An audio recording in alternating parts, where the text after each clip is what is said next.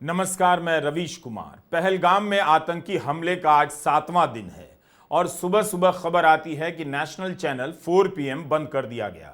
YouTube की दुनिया में 4 PM एक बड़ा चैनल है। इसके 7 मिलियन से भी ज्यादा सब्सक्राइबर्स हैं। चैनल के संपादक संजय शर्मा के अनुसार उन्हें कारण नहीं बताया गया, लेकिन इस चैनल ने क्या ऐसी गलती की होगी कि राष्ट्रीय सुरक्षा को खतरा हो गया? प्रधानमंत्री मोदी और गृहमंत्री अमित शाह की आलोचना ही की होगी, सवाल ही किया होगा कि सुरक्षा में चूक कैसे हो गई। शहला रशीद ने तो सेना पर टॉर्चर का आरोप लगाते हुए ट्वीट कर दिया था। तब मोदी सरकार ने देशद्रोह का मामला दर्ज कर लिया। अब स्थितियां बदल गईं तो मुकदमा वापस ले लिया गया, लेकिन नेहा सिंह राठौर और माद्री काकोटी ने सरकार से सवाल पूछ लिया तो FIR कर दी गई है। इसी वीडियो में आगे हम इसकी बात करेंगे। उम्मीद है आप इस वीडियो को पूरा देखेंगे। 4 PM के संपादक संजय शर्मा ने X पर सुबह सुबह जानकारी दी कि हमारा नेशनल चैनल 4 PM सरकार ने बंद करवा दिया है। नेशनल सिक्योरिटी का बहाना बनाकर लोकतंत्र की एक मजबूत आवाज को कुचलने की कोशिश की गई है। मैं देश से उतना ही नहीं, उससे कहीं ज्यादा प्यार करता हूं जितना यह सरकार दावा करती है। अगर किसी वीडियो पर सरकार को आपत्ति थी तो एक मेल भेजकर बताया जा सकता था। मैं खुद जांचता और अगर गलती होती तो उसे हटा देता। लेकिन सच यह है कि मोदी देश नहीं है, सरकार से सवाल पूछना गुनाह नहीं है। लोकतंत्र में आवाज उठाना हमारा अधिकार है। तानाशाही से डरने वाले नहीं हैं हम 4 PM यूपी और बाकी सभी 4 PM राज्य चैनलों पर अपनी आवाज बुलंद करते रहेंगे। आपसे अनुरोध है कि उन चैनलों को तुरंत सब्सक्राइब करें और इस संघर्ष में हमारा साथ दें। चैनल बंद हो सकता है पर हमारी आवाज नहीं। चाहे यूट्यूब हो या कोई और मंच, हम लोकतंत्र की मशाल जलाते रहेंगे। तो क्या अब यही सब होगा कि जो सवाल करेगा उसका चैनल बंद कर दिया जाएगा, FIR कर दी जाएगी? 4 PM का संबंध लखनऊ से है और इसी शहर में 2 और FIR हुई हैं। लोक गायिका नेहा सिंह राठौर ने ऐसा क्या कह दिया कि उनके खिलाफ FIR हो गई? लखनऊ यूनिवर्सिटी की प्रोफेसर माद्री काकोटी ने ऐसा कौन सा सवाल पूछ दिया कि उनके खिलाफ FIR हुई है? 4 PM के कई थंबनेल पर आपत्तियां जताई जा रही हैं, वह भी आधिकारिक तौर पर नहीं बल्कि सोशल मीडिया में अफवाह के रूप में। अगर थंबनेल के कारण बंद किया गया है तो संपादक संजय शर्मा को बताना चाहिए। बिना कारण बताए क्यों बंद किया गया? वैसे भी जब कारण आधिकारिक रूप से नहीं बताया गया है तो थंबनेल को कारण की तरह क्यों घुमाया जा रहा है? थंबनेल को लेकर अलग अलग पैमाना होता है। मैं खुद कम शब्दों में थंबनेल लगाता हूं, लेकिन उसकी भी व्याख्या इसी तरह से की जा सकती है जैसे 4 PM की जा रही है। थंबनेल को लेकर यूट्यूब की अपनी गाइडलाइन है कि मिसलीडिंग नहीं होनी चाहिए। अगर ऐसा है तो शिकायत यूट्यूब से की जानी चाहिए। इसका मतलब यह नहीं कि सरकार घुस जाए और चैनल को बंद कर दे। थंबनेल कारण है तो इस आधार पर सारे गोदी चैनल 1 घंटे के भीतर बंद हो जाने चाहिए। आपको याद दिलाना चाहता हूं कि रूस और यूक्रेन की जंग के दौरान गोदी चैनल सनक गए। आप जाकर देखिए किस तरह के थंबनेल लगाए जा रहे थे। कभी तीसरा विश्व युद्ध, कभी परमाणु बटन दबाने के थंबनेल लगते थे। इस तरह के कार्यक्रम बनते थे जैसे रिपोर्टर और संपादक पुतिन के कमरे में बैठा हो। यही नहीं, 2022 में जहांगीरपुरी में तनाव को लेकर अनाप शनाप खबरें चलने लगी। तब अप्रैल 2022 में सरकार को एक एडवाइजरी जारी करनी पड़ी। सरकार ने किसी गोदी चैनल को इसके लिए बंद नहीं किया। इस देश में कितने ही गोदी एंकर नफरत फैलाते हैं। झूठ बोलने के आरोप में दोषी तक पाए गए, जुर्माना लगा, वो आज तक एंकरिंग कर रहे हैं। यही नहीं, हेट स्पीच पर सुनवाई के दौरान सुप्रीम कोर्ट ने नफरती एंकरों पर कितनी सख्त टिप्पणी की। कोर्ट ने पूछा कि आपने कितनी बार ऐसे एंकरों को एंकरिंग से हटाया है जो किसी को बोलने नहीं देते, नफरती बातें बोलते रहते हैं। सोशल मीडिया में 4 PM के खिलाफ अफवाहें चलाने से नहीं होगा। अगर कोई आपत्ति है तो ऑन रिकॉर्ड लाना चाहिए। थंबनेल से आपत्ति जता सकते हैं, लेकिन थंबनेल चैनल बंद करने का कारण नहीं हो सकता। यह एक बहाना है। गोदी चैनलों पर एंकर नफरत फैला रहे हैं, उनके खिलाफ कोई कार्रवाई नहीं की जाती। हजारों उदाहरण हैं। पाकिस्तानी मेहमान आकर सेनाध्यक्ष का अपमान कर रहे हैं, भारत के सेनाध्यक्ष का। बीजेपी के प्रवक्ता भी उसी फ्रेम में बैठे हुए हैं। क्या वो पत्रकारिता है? उससे सरकार को आपत्ति नहीं। रवीश कुमार ऑफिशियल पर ही जाकर देखिए, वीडियो के कमेंट में कितनी भयानक गालियां दी जाती हैं, धमकियां दी जाती हैं। पढ़कर किसी के भी मानसिक स्वास्थ्य पर असर पड़ सकता है। इन गाली देने वालों को तो किसी ने नहीं कहा कि मां बहन की गाली देने वाले एक लोकतांत्रिक समाज की सुरक्षा के लिए खतरा है। क्या देश यह चाहता है कि केवल गाली देने वाले, झूठ बोलने वाले ही रहें? इन्हें चुनौती देने वालों का मुंह बंद कर दिया जाए, रोजगार इनसे छीन लिया जाए। अगर इस तरह से YouTube चैनल बंद किए जाएंगे तब तो फिर आम आदमी डरपोक हो जाएगा। कितनी मुश्किल से इस देश की जनता 200 साल की गुलामी से निकली है। कितने लोगों ने उसे निकालने के लिए कुर्बानी दी। क्या बोलने की उस आजादी पर इस तरह से हमला किया जाएगा? YouTube चैनलों को बंद करने का सपना पुराना है। अजीत अंजुम, अभिसार शर्मा या न्यूज लॉन्ड्री या वायर सब हाड़ तोड़ मेहनत करते हैं, सरकार से सवाल करते हैं। अजीत अंजुम की ग्राउंड रिपोर्ट देखिए। हमने न सिर्फ गोदी मीडिया के वर्चस्व को चुनौती दी, उसके झूठ को चुनौती दी, बल्कि छोटे से दायरे में कुछ लोगों को अच्छी सैलरी की नौकरी भी दी है। वो सरकार अगर राष्ट्रीय सुरक्षा के नाम पर इन चैनलों को बंद करा रही है, बंद कर देने का तलवार लटकाए रखना चाहती है, उस सरकार की आत्मा लगता है बदल गई है। उस सरकार के मुखिया भले कहते हो कि आलोचना लोकतंत्र की आत्मा है, लेकिन इस आत्मा को जिंदा कौन रखे हुए है? गोदी मीडिया नहीं, हमारे जैसे चैनल और पत्रकार। इतने बड़े देश में गिनती के 25-50 ही ऐसे पत्रकार रह गए हैं। हाउसिंग सोसाइटी के अंकिलों के पास अब कोई जवाब बचा नहीं है। भीड़ के दम पर सवालों को दबा रहे हैं। हर दिन समर्थक झूठ के आगे हार रहे हैं। बौखला गए हैं कि इन चंद लोगों की वजह से हमारा झूठ अब सोसाइटी में भी चल नहीं पा रहा। जनता को सच दिखने लगा है। घंटों मेहनत से तैयार किए गए हमारे वीडियो से सरकार और उसके समर्थकों में हताशा पैदा होने लगी है। उनका आत्मविश्वास कमजोर पड़ रहा है। अब उनके पास एक ही रास्ता है कि इन चैनलों को किसी भी तरह से बंद करवा दिया जाए। इस तरह से आर्थिक प्रतिबंधों के घेरे में हम सब जी रहे हैं। किस बात के लिए? कि हम सही सवाल कर देते हैं। जनता ने गोदी चैनलों को नकार दिया है। जनता देखना नहीं चाहती है। उनके झूठ को नकार दिया पब्लिक ने, तो सरकार को दिक्कत हो रही होगी। राष्ट्रीय सुरक्षा के नाम पर हम चैनलों को बंद करने का अवसर खोजती होगी। हर दिन हम यूट्यूबर पर तलवार लटकी रहती है। हमें भी फोन आ रहे हैं, क्या आपका भी बंद हो गया? और फोन करने वाले शुभचिंतक इस बात के साथ फोन रख देते हैं, आपका तो सरकार जरूर बंद करेगी। सभी को पता है इस देश में गिनती के पत्रकार रह गए हैं जो पत्रकारिता करते हैं। बाकी जिन्हें झूठ फैलाना है, अफवाह फैलानी है, नफरत के बीज बोने हैं, उन्हें पूरी छूट है। तो दिक्कत उन चैनलों से है जहां सरकार से लगातार सवाल किया जाता है। क्या यह शर्मनाक स्थिति नहीं है कि हम कहीं से भी जीने के लिए कमा ना सके, इसका इंतजाम किया जा रहा है? पेट पर लात मारी जा रही है। क्या किसी को भी इस बात से इस देश में फर्क नहीं पड़ता?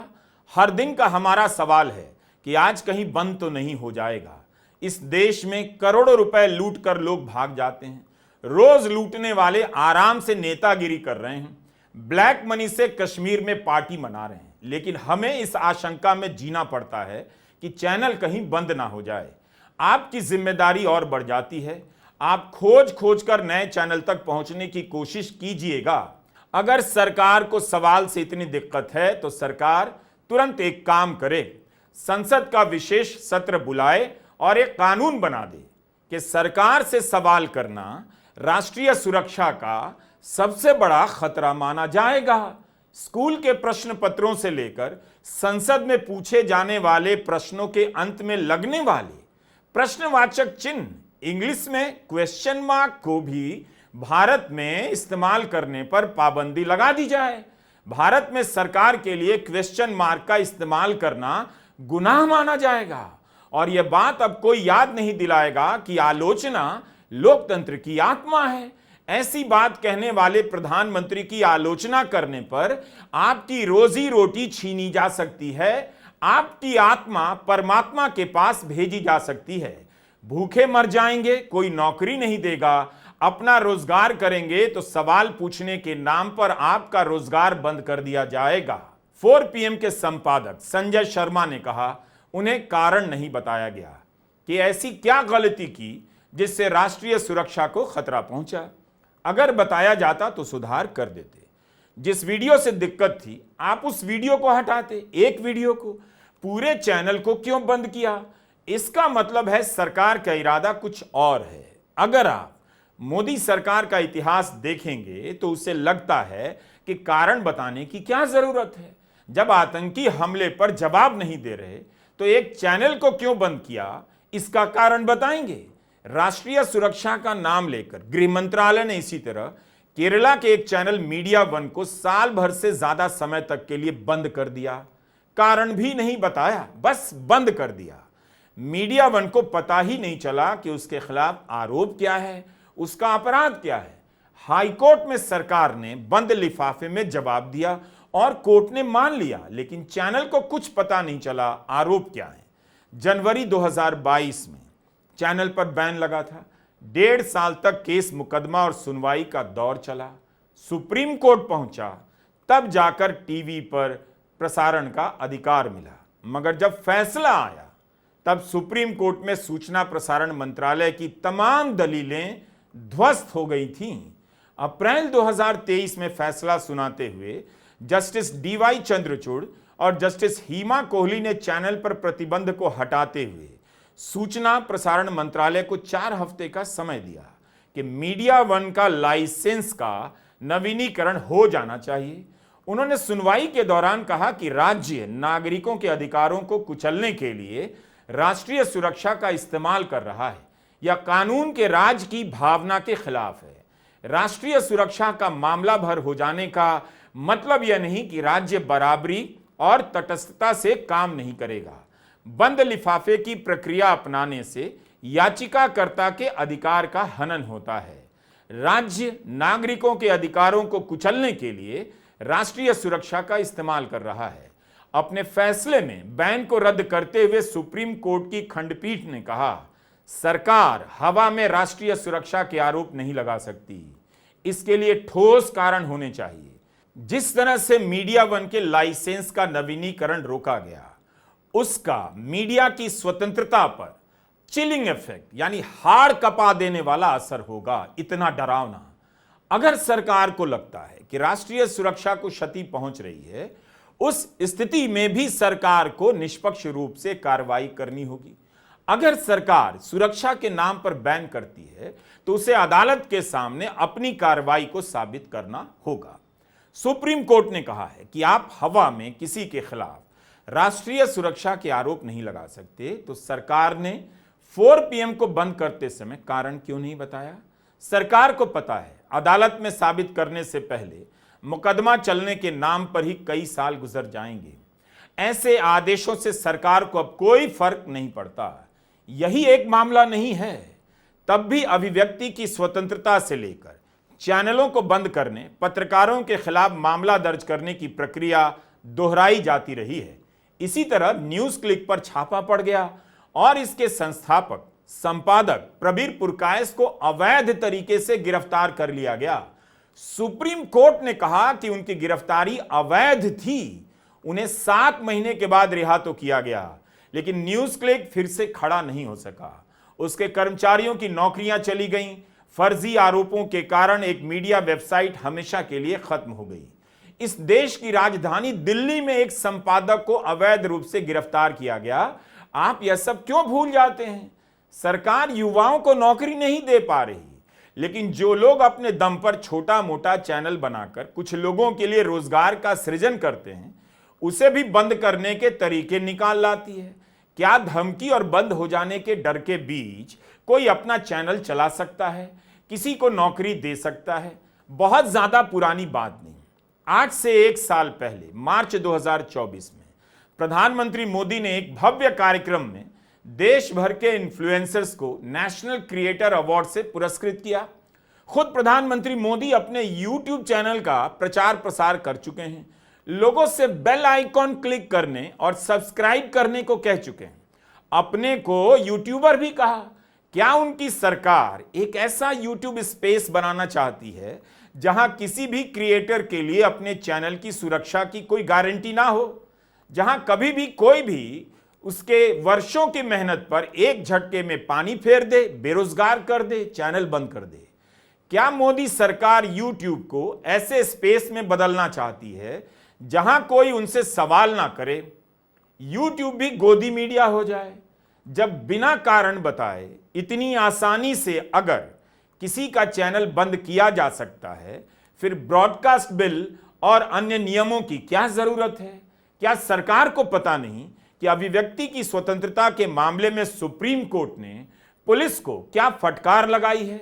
ज्यादा पुरानी खबर नहीं, इसी 3 मार्च की है। कांग्रेस सांसद इमरान प्रताप गढ़ी ने एक कविता ही सोशल मीडिया पर पोस्ट की थी और उनके खिलाफ एफआईआर हो गई। यह बार एंड बेंच की हेडलाइन है। पुलिस को संविधान के 75 साल बाद भी अभिव्यक्ति की स्वतंत्रता को समझना चाहिए। कोर्ट ने कुछ इस तरह से कहा था, संविधान को लागू हुए 75 साल हो गए, अब तो पुलिस को समझ में आ जाना चाहिए। तब वकील कपिल सिब्बल ने भी एक टिप्पणी की थी, ये बात कोर्ट को भी समझनी होगी। कितनी महत्वपूर्ण बात है। सुप्रीम कोर्ट के जस्टिस एएसओ का और जस्टिस उज्जवल भोयान की खंडपीठ की इस टिप्पणी से फिर क्या ही बदला? पुलिस अगर बोलने पर, लिखने पर एफआईआर करने लग जाए तो फिर इमरान प्रतापगढ़ी मामले में सुप्रीम कोर्ट का फैसला अभिव्यक्ति की स्वतंत्रता को किस तरह सहारा देता है? इस फैसले के बाद भी लोकतंत्र में कमजोर लोगों की आवाज उठाने वाले, सरकार से सवाल पूछने वाले बेसहारा हो गए हैं। इस केस में गुजरात सरकार की तरफ से सॉलिसिटर जनरल तुषार मेहता ने तर्क दिया, सोशल मीडिया एक खतरनाक उपकरण है और लोगों को जिम्मेदारी से काम करना चाहिए। तो सुप्रीम कोर्ट के जस्टिस ओका ने कहा, यह समस्या है, अब किसी के मन में रचनात्मकता के लिए कोई सम्मान नहीं है। अगर आप इसे सीधे तौर पर पढ़ें तो इसमें यही कहा गया है, अगर आप अन्याय सहते हैं तो भी उसे प्यार से सहें। अगर न्याय की लड़ाई का सामना अन्याय से होता है तब भी हम उसका सामना प्यार से करेंगे। आपने सुना कविता की इस पंक्ति को, आप भी बताइए, क्या ऐसी पंक्तियों के बोलने से, पोस्ट करने से एफआईआर होनी चाहिए थी? हाईकोर्ट से लेकर सुप्रीम कोर्ट तक का कितना वक्त बर्बाद किया गया। लोक गायिका नेहा सिंह राठौर कविता लिखती हैं, गाने लिखती हैं, गाना गाती हैं, भोजपुरी में बहुत लोकप्रिय हैं, उनका गाना चारों तरफ सुना जाता है। पाकिस्तान में उनका गाना वायरल हो गया, तो क्या ये उनसे अपराध हो गया? गोदी चैनलों पर पाकिस्तान से वक्ता बुलाए जा रहे हैं, अनाप शनाप बोल रहे हैं, भारत के बारे में भी और भारत के प्रधानमंत्री के बारे में भी, लेकिन उन्हें तो किसी ने नहीं रोका, उन चैनलों को किसी ने बंद नहीं किया। पाकिस्तानी आकर भारत के चैनलों पर कुछ भी बोल सकते हैं, लेकिन नेहा सिंह राठौर बोलेंगी, गाएंगी तो एफआईआर होगी। आपको एक खबर की याद दिलाना चाहता हूं। यह खबर भी उसी समय की है जब सुप्रीम कोर्ट ने इमरान प्रतापगढ़ी के केस में टिप्पणी की थी। शहला राशिद शोरा के खिलाफ पुलिस ने देशद्रोह का मामला दर्ज किया। शहला जेएनयू छात्र संघ की उपाध्यक्ष रह चुकी हैं। पुलिस ने उनके खिलाफ 2 समुदायों के बीच शत्रुता फैलाने, देशद्रोह, सेना के खिलाफ प्रतिकूल टिप्पणी करने के आरोपों में कई धाराएं दर्ज कर दी। 2019 में यह सब केस दर्ज हुआ। इसी 2 मार्च 2025 को पुलिस ने केस वापस ले लिया। अभियोजन पक्ष ने कोर्ट को बताया कि दिल्ली के उपराज्यपाल ने मुकदमा चलाने की अनुमति वापस ले ली है। उस समय शहला रशीद ने अमेरिकी सेनेटर बर्नी सैंडर्स, ब्रिटेन के तत्कालीन नेता प्रतिपक्ष जेरेमी कॉर्बिन से लेकर न्यूजीलैंड की तत्कालीन प्रधानमंत्री जसिंडा आर्डेन, कनाडा के तत्कालीन प्रधानमंत्री जस्टिन ट्रूडो को अपना ट्वीट टैग कर दिया था कि कश्मीरी जनता के साथ क्या हो रहा है बताने के लिए। क्या अब इन तस्वीरों को देखकर आप यकीन कर पाएंगे कि कभी इन्हीं नेताओं की सरकार की पुलिस ने शहला रशीद पर देशद्रोह का मुकदमा किया था और अब उसे वापस ले लिया गया है। जब शहला जेएनयू छात्र संघ की उपाध्यक्ष थीं, तब उन्हें लगातार घेरा जाता था। अगस्त 2019 में शहला रशीद ने तो भारत की सेना पर टॉर्चर तक के आरोप लगा दिए, लेकिन अब सरकार ने केस वापस क्यों लिया? तस्वीरें ही जवाब दे सकती हैं कि शहला रशीद के खिलाफ केस क्यों वापस हुआ, 5 साल पुलिस से लेकर कोर्ट का समय क्यों खराब किया गया। नेहा सिंह राठौर का वीडियो पाकिस्तान में वायरल हुआ तो गंभीर धाराओं में यहां एफआईआर, यहां शहला रशीद तो दूसरे देशों के सांसदों को कश्मीर के सवाल पर टैग कर रही थी, लिख रही थी, सेना पर गंभीर आरोप लगा रही थी। नेहा का गाना ही तो वायरल हुआ, उससे दिक्कत हो गई, या भारत की जनता में वायरल होने लगा नेहा सिंह राठौर का गाना, उससे दिक्कत हो गई। पूरी भाजपा के नेताओं के जितने बच्चे फौज में होंगे उससे ज्यादा तो मेरे अपने रिश्तेदार और परिवार के लोग सेना में जान दांव पर लगा चुके हैं। अरे आज मैं कहूंगी कि देश का मेन स्ट्रीम मीडिया देश का गद्दार है, क्योंकि उसने कभी सरकार से सवाल नहीं पूछा और सरकार को मनमानी करने दी। वो पूछें या ना पूछें, मैं बार बार पूछूंगी कि पहलगाम में 2000 सैलानियों के लिए सुरक्षा की व्यवस्था क्यों नहीं थी? कौन जिम्मेदार है इसका? आतंकी हमले के बाद बिहार में रैली करना इतना जरूरी था? भाजपा का आईटी सेल देश का गद्दार है, क्योंकि उसने देश को हिंदू मुसलमान में बांटने की कोशिश की। है कोई जवाब? देशद्रोही कहेंगे ये मुझे। नए नए अपराध खोजे जा रहे हैं एफआईआर करने के लिए। क्या आपको याद नहीं कि पाकिस्तान की एक महिला का वीडियो 2017 में भारत में वायरल हो गया, जिसमें वो महिला पाकिस्तान की सरकार की गालियां देकर आलोचना कर रही थी। तब तो सबको बहुत आनंद आया, यहाँ का वहाँ, वहाँ का यहाँ वीडियो वायरल होता रहता है। क्या एफआईआर की जाएगी? नेहा के साथ साथ लखनऊ यूनिवर्सिटी की प्रोफेसर माद्री काकोटी के खिलाफ भी एफआईआर हुई है। माद्री ने भी सवाल ही किया कि चूक कैसे हो गई।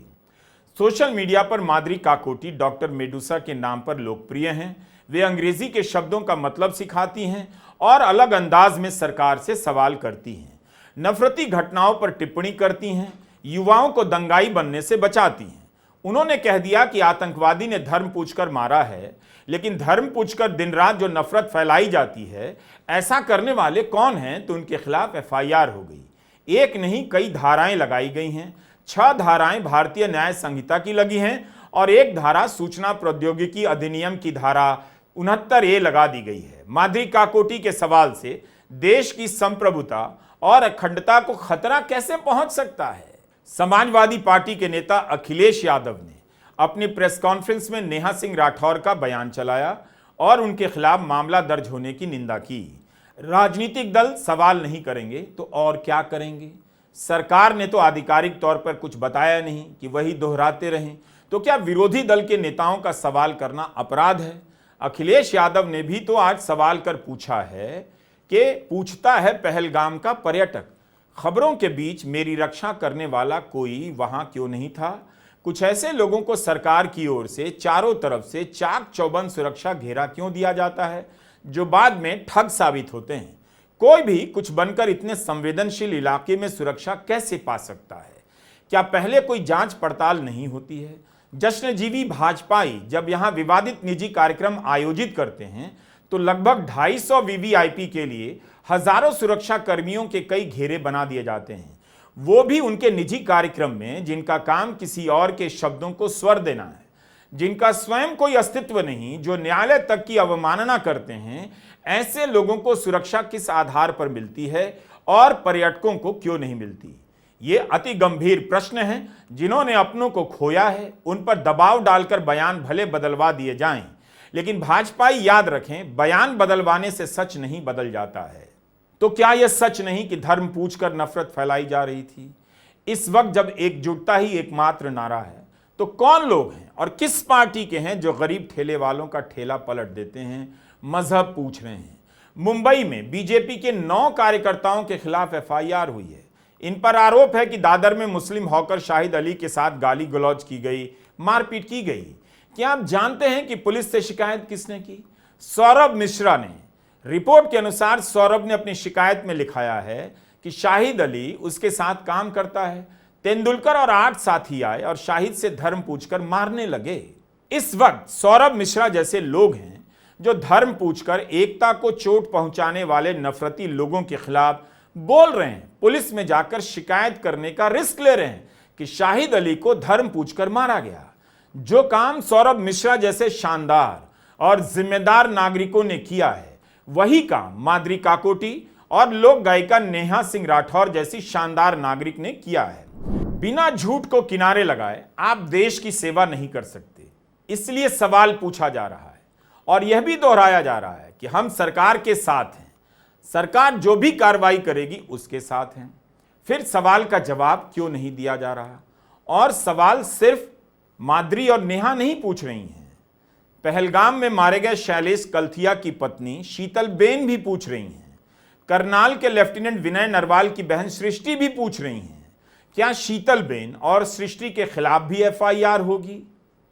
આજ પછી કોઈ દિવસ કોઈ વોટ જ નહીં કરતા। જો આપણી ગવર્નમેન્ટને પોતાની સુવિધા રાખવી છે, તમારા પાછળ કેટલા વીઆઈપી હોય છે, કેટલી ગાડીઓ હોય છે, તમારો જીવ જીવ છે, આ ટેક્સ પે કરે છે એનો જીવ જીવ નથી।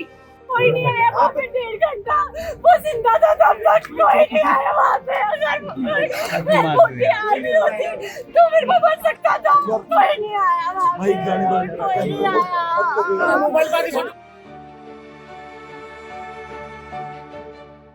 उम्मीद थी और अब भी है कि सरकार उन परिवार के लोगों को जवाब देगी, बताएगी कि सुरक्षा में चूक क्यों हुई, क्यों पता नहीं चला कि हजारों लोग पहलगाम आ गए, हजारों लोग बैसारण जा रहे हैं, हजारों पर्यटक पहले से प्लान बनाकर आ रहे हैं, फिर कैसे कह दिया गया कि अचानक आ गए। होटल वालों ने नहीं बताया, टूर ऑपरेटर्स ने नहीं बताया। अब तो इसका भी खंडन आ गया है कि सबको पता है कि बैसारण खुला है, लोगों ने हफ्तों पहले प्लान बनाया और बैसारण हमेशा ही खुला रहता है। अचानक खुलने की बात गलत निकली, तो इस पर जवाब आना चाहिए था या नहीं? अगर कोई यह सवाल पूछ देगा तो क्या एफआईआर होगी? इंडियन एक्सप्रेस की खबर है, पूर्वोत्तर में पहलगाम हमले के बाद सोशल मीडिया पर लिखने के आरोप में 22 लोग गिरफ्तार किए गए हैं। इनमें से 17 लोग केवल असम में गिरफ्तार हुए हैं। एआईडीयूएफ के विधायक अमीनुल इस्लाम को भी गिरफ्तार किया गया है। कई जगह इस बारे में रिपोर्ट प्रकाशित हुई है, मगर मीडिया की रिपोर्ट से साफ नहीं होता कि 22 लोगों ने भारत के विरोध में या पाकिस्तान के समर्थन में क्या लिखा। बस यही लिखा मिल रहा है कि भारत विरोधी पोस्ट के कारण गिरफ्तार किए गए हैं। मुख्यमंत्री हिमंता बिस्वा शर्मा ने ट्वीट किया है कि अगर कोई प्रत्यक्ष या अप्रत्यक्ष रूप से पाकिस्तान का समर्थन करता पाया गया तो उसे सहन नहीं किया जाएगा। अप्रत्यक्ष रूप से पाकिस्तान के समर्थन की परिभाषा आखिर क्या होगी और किसकी होगी? किस आधार पर यह तय किया जाएगा? किस कानून के तहत ऐसी कार्रवाई की जा रही है? सरकार को एक बार सोचना चाहिए। हमारे जैसों के बोलने से, नेहा सिंह राठौर के बोलने से, माद्री काकोटी के बोलने से यह लोकतंत्र सुंदर लगता है। नेहा और माद्री जैसी आवाज़ों की खास बात यह है कि इनके पीछे कोई सुरक्षा नहीं, ये अकेली आवाज़ हैं और अपने दम पर बोल रही हैं। हर लड़की को इनसे सीखने की ज़रूरत है कि ऐसे ही उन्हें बोलना है और सही बोलने पर इसी तरह उन्हें डराया भी जाएगा। भीड़ की आड़ में बोलना नहीं होता है। सरकार के समर्थकों को देखकर किसी पर निशाना साधना बोलना नहीं होता। सरकार और भीड़ के दम पर जो लोग बोल रहे हैं उनका मुंह बंद कराना कोई बड़ी बात नहीं। हम जानते हैं कि बहुत से लोग भीड़ बनाने में लगे हैं ताकि उसके नाम पर, उसकी आड़ में किसी को भी टारगेट किया जा सके। हम यह भी जानते हैं कि हाउसिंग सोसाइटी के बहादुर अंकिल बेहद डरपोक हैं। जिस दिन उनका भरोसा गया कि भीड़ अब नहीं है, सरकार एक्शन ले सकती है, वो बोलना बंद कर देंगे। ये बोलते ही इसलिए हैं कि इनबॉक्स में एक भीड़ बन गई है। इसलिए जब भी कोई हमला होता है उसके नाम पर, हमले के नाम पर भीड़ बनाई जाती है ताकि राष्ट्रीय सुरक्षा का बहाना बनाकर सवाल करने वालों को टारगेट किया जा सके, सरकार की गलतियों पर पर्दा डाला जा सके। इन लोगों के पास कोई तर्क नहीं बचा, दलील नहीं बची, बस भीड़ है जो बच गई है। सरकार का यह तीसरा कार्यकाल है, उसे पता है कि जनता पूछने लगी है, आगे और पूछेगी और जवाब तो है नहीं। तो सवाल पूछने वालों को गायब करना शुरू करो।